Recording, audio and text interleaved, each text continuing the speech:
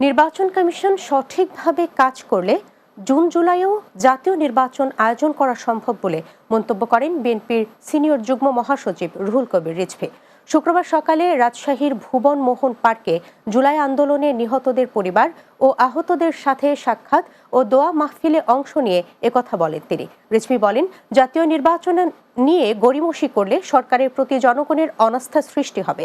এ সময় জাতীয় নির্বাচনের আগে স্থানীয় বা অন্য কোনো নির্বাচনের সুযোগ নেই বলেও মন্তব্য করেন তিনি। দেশের মানুষ জাতীয় নির্বাচনের জন্য মুখিয়ে রয়েছে বলে মন্তব্য করেন বিএনপির সিনিয়র যুগ্ম মহাসচিব। যদি সঠিকভাবে কাজ করে তাহলে ডিসেম্বর কারণ আপনার জুনের মধ্যে নির্বাচন করা সম্ভব, জুলাইয়ের মধ্যে নির্বাচন করা সম্ভব।